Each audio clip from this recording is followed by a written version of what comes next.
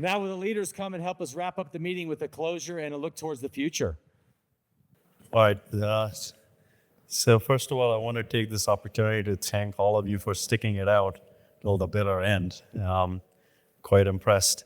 And it was a very unique conference because this first time we've had industry, we've got all the patients and their representatives and researchers, both clinicians, basic scientists, and all various disciplines of medicine all come together for one single reason, and that is to really understand these diseases that have really been neglected for a long time and maybe make some important inroads. I'm very impressed with what we've seen over the last 3 days and the amount of progress we've made in the short period of time. For a brand new disease, it's really unprecedented. And our ability to learn from other diseases and cross-cutting is actually really very unique. And I'm pretty certain that we will continue to see important progress as we go forward. Amazing, we've got 173 people who came to this room here, 56 people online, and you can see it really is truly an international conference. And the Keystone organizers wanted to be it that way. I thought it's not going to happen. We've got too many things happening in the country that prevent people from traveling or coming here, but we've got a lot of brave people who actually made it all the way, and even to Santa Fe. So I hope you really enjoyed it over here. So now I'm going to hand it over to Danny to give us a little summary of what we've seen and where we're going to go. Right. So, I think our declared aim was to try and do something useful and maybe even kind of catalytic and move this important field forward. So I hope we can agree that I think we've done well. So to remind you of some of the greatest hits in this room, I think we've seen a field that's coming of age, that's moving fast, with a real critical mass, including lots of young investigators here, really building a kind of cohesive global community. We've seen many adult and pediatric cohorts described, sharing biobanks, talking about using appropriate controls, about rigorous long COVID criteria, about long-term cohort follow-up, about exploring the correlates of recovery and trying to understand whether recovery is forever. We've talked an awful lot about clustering and stratification. I'm not sure if that's one that where we've really nailed it. So we've seen many lab-specific approaches by things like machine learning, and also some empirical, sort of clinic-based approaches. But I was thinking about the analogy of where diabetes care would be today if we'd never learned about type 1 and type 2 diabetes and all the stratifications in between. So it needs to matter and it needs to be meaningful. And I'm not sure if we've kind of cracked that yet. But getting this agreed right and meaningful is really at the heart of diagnostics and mechanism and trials and therapeutics and care pathways. So I think failure to resolve this is slowing our progress. So that's I think one to think about. We've talked really helpfully about real life lessons from the clinic, from the front line, about what we can learn from empirical and pragmatic approaches to symptom treatment, and the mechanistic insights you can get from that, and including things like the value of neurocognitive and sleep assessments. We've talked a lot, and I think productively, and progressed our understanding of virus persistence, which is at the heart of everything we want to understand about things like patient stratification for trials, and what do we mean by virus persistence, in what form and where, although noting that most of the stuff we've talked about has been in gut, mainly because it's accessible, but I guess we shouldn't ignore, as we move forward, thinking harder about other sites, and so many brilliant approaches to looking things like unlocking with PET, and how this informs symptom correlates. How can this inform symptom correlates and the mechanistic role of virus persistence as a disease driver? A bit more understanding than we had a while ago about what the nature of local immune control and regulation in response to that reservoir might look like, and what the metabolic signature of that might look like, and the relationship to detection in the form of T-cell biosensors, and lessons from that for persistence detection and control. So, I think that's been a super aspect of this meeting and really enjoyable to listen to. Lots of talk about biomarkers, and we've debated this, haven't we, that we really need to agree to pull together the international long COVID community for sample sharing, validation, consensus, and the biomarkers we have need to be validated, agreed, robust, doable. There's no point having biomarkers that depend on kind of femtomolar detection in an O-link kit. They need to be doable in a hospital lab, whether you're in Helsinki or Honolulu, so that we can all have the same agreed markers. So lots of progress, I think, on looking at the endpoints of target tissues and links to symptomology, things like muscle biopsies, myotube integrity, mitochondrial dysfunction in mouse models. I've been really impressed by the kind of rebirth of work on latent herpes virus reactivation, the kind of how and which and roles as a symptom driver. We've heard about new interrogations and methodologies, T-cell biosensors, multiplex PCR, and findings especially with respect to EBV and VZV. Autoimmunity has been one of the joys of this meeting. Quite diverse autoantibodies described from several teams. Some common autoantibodies between patients, although not often between studies. Also, following that onto autoimmune T cells. Some efforts to link that to symptomology, particularly to the mouse transfer models, and tissue staining, and symptom burden correlates, and lung pathology correlates, and lots of people using qProt arrays. We've talked about the aims to have better data sharing and data repositories for consensus. I think immune perturbation analysis has become more serious and a bit less of a mess. What's the cause and how do they impact symptomology? And some sort of common findings now around memory B cells and CD8 subset changes, and CD4s and CD4/8 double positives and Ig isotypes. Nice to see the stuff on TCR clonotype motifs, and perhaps a bit more to bottom out still on what we mean by our kind of exhaustion-like programs. Animal models has been really come a long, long way. I think we were sort of fearful that mouse models would never be illuminating for long COVID, and God, at this meeting, they really have been looking at different coronaviruses, time courses, affected tissues, and really good readouts in movement and memory and behavior and neurobiology, and it's looking really valuable. If you think about how the kind of revolution in multiple sclerosis understanding was really informed by that EAE model, or type 1 diabetes by the NOD mouse model.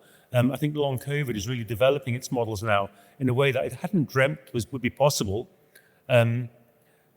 But we've had great sessions, haven't we, on lessons from post-infection sequelae from other infections, other examples, chronic Lyme and ME/CFS, and post-Ebola and chikungunya. From ME/CFS, we've learned about the importance of type diagnostic criteria, appropriate controls, sort of focusing down on things like PEM, cellular correlates of fatigue, monocyte dysregulation, immunometabolism. From chikungunya, which has been the kind of prototypic example of post-viral sequelae, decoding tissue persistence and local immune trafficking, and in post-Ebola, immunoglobulin isotypes and function and immune activation and autoantibodies. And fun to start to learn about both shared and distinct biomarkers and pathways between those examples. This is you, and then we go to Hannah. Right. Okay, so I just put together a couple other bullet points related to the clinical studies. I was really delighted to see how many clinical studies are really ongoing, and the kind of support that's coming both from philanthropy as well as various nonprofit agencies and the federal government. So I think there's tremendous potential and hope as to how these things will really pan out and provide really important insight. But there are some hard lessons to learn. We've had a number of trials that have failed, but that is the nature of clinical studies. Few things really work out for us. A lot of things do fail, but we learn a lot from those failures that really help us design the next set of studies. And so currently, and there are still more Paxlovid trials, there are monoclonal antibodies, IVIG, JAK STAT inhibitors, B-cell depletion, checkpoint inhibitor, and antivirals and anti-inflammatory drugs. So I think there's a lot of good opportunities there. But what we also need is we need a number of longitudinal studies. We need correlations between phenotype and biotype. I think currently they seem quite diverse, and our ability to really match them has been somewhat challenging. Looks like there are a lot of biorepositories really coming around. I think some crosstalk between those biorepositories is going to be important, and there's talk to maybe establish even more of them. There is an urgent need for even more clinical trials. I think the problem really is that we don't have enough disease-modifying therapies. So I think it would be good to create a potential list of candidates so that people have access to them and they can start thinking about how to really put them together. There's a need for novel clinical trial design. This is something that I mentioned in my talk, because I think we need to really test multiple agents simultaneously and not one at a time. We should engage the FDA and engage them early in the design of our clinical trials. They're very eager to help us, and they are our partners. Going to them at the end of the study usually is not terribly helpful. And they can help us develop proper outcome measures as well. And we need both biological as well as patient-reported outcome measures. And there are objective measures that we should be thinking about incorporating into these studies. And that includes sleep patterns, particularly EEG-related sleep disruptions, various MRI-mediated investigations, autonomic immune and biological parameters. So I'll hand it over now to Hannah to say a few words, and then we'll make some closing remarks. There's an essay by Virginia Woolf called On Being Ill, in which she argues that illness should be one of the great themes of literature alongside love and war. She experienced a viral onset illness after multiple infections of influenza and was bedbound for long periods of time. She says, in becoming ill, we cease to be soldiers in the army of the upright. We become deserters. As long COVID patients, we know that becoming sick in this way is like being trapped in amber. In our immediate presence, time slows, while the world beyond speeds up and moves without us. We have lost so much. We have lost the ability to move and inhabit our bodies. We have lost precious time with our loved ones, which we cannot get back. We have lost the ability to remember. We have lost our jobs, our supports, our homes. We have lost our relationship to ourselves as the changes in our brain relegate us to a void-like state and render our internal worlds unfamiliar. We live with an intense calculus of weighing every single action, forgoing conversation and connection to avoid ending up crashed in the dark. And we experience all of this in an uncanny parallel world with the weight of knowing what COVID has done, actively continues to do, and the even longer-term immunological, vascular, and neurological consequences that are only beginning to emerge. And each year, more and more people join us. There's another quote from the essay I like, which is this: "Let a sufferer try to describe a pain in his head to a doctor, and language at once runs dry. There is nothing ready-made for him. He is forced to coin words himself, taking his pain in one hand and a lump of pure sound in the other." Long COVID started without language, without comprehension. It was the long COVID patient community that time and time again metabolized our painful knowledge into words to communicate vital information to the public, to clinicians, to researchers. Being here this week has tangibly shown that the research community has not only listened, but has provided language in return. Long COVID is no longer mysterious. It's no longer unknown. We are objectively far, far past where we were 5 years ago. Long COVID researchers have proven to an irrefutable degree the scale and urgency of this global public health crisis. This week has included deep investigations into pathophysiology, possible biomarkers, new imaging techniques and diagnostics, treatment candidates, and so much more. We've learned tremendous insights from those researching other viruses and bacteria like Ebola and Lyme. We've heard new insights into many patient-prioritized topics, including viral persistence, reproductive health impacts, and neurocognitive mechanisms. We've seen posters and talks on multiple clinical trials and the promise of others to follow. There's a strong feeling of curiosity and collaboration, and many new connections have been made here. We are converging on answers. There's a clear sense that the early work has been done, and we are beginning a new era of incredible, tangible advancement in this field. Trials are coming, treatments are coming. There is the world to look forward to. And we appreciate every single one of you that is spending your life on this so that we may get ours back. Thank you.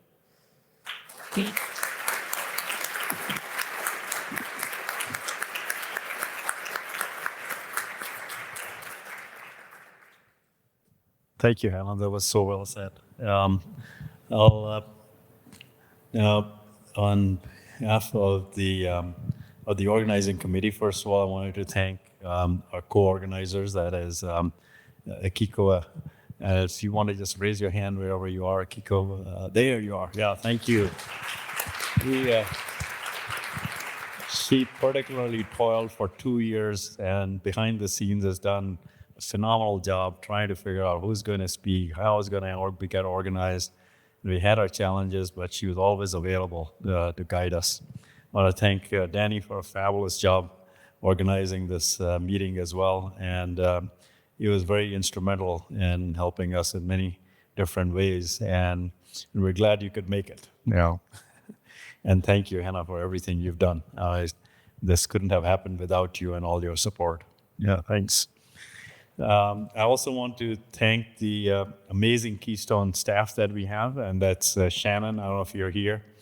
Just raise your hands. Yeah, there's Shannon right at the back. And she's been such a superb partner and making sure that everything works smoothly. And we've had our challenges throughout the meeting that you're not aware of, but she's handled each one of them really well. Thank you very much for everything you do. I also want to thank Amanda and Debbie and Liz. And they were outside helping us with every part of the meeting, and just a very small group of people really managed to organize this huge meeting. And I'm always in awe as to how they managed to do it. Thank you very much. Also want to thank all our very capable AV staffs. We had no glitches at all. So I don't know what's.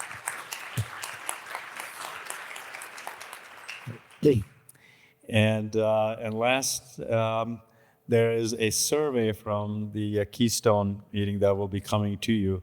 So please take that survey. That feedback is critical for the organizers to think about the next meeting and how we're going to do it. It looks like there's a lot of enthusiasm for this meeting, so I'm pretty certain there will be another one in 2 years. And we hope to see you all there again. Thank you so much.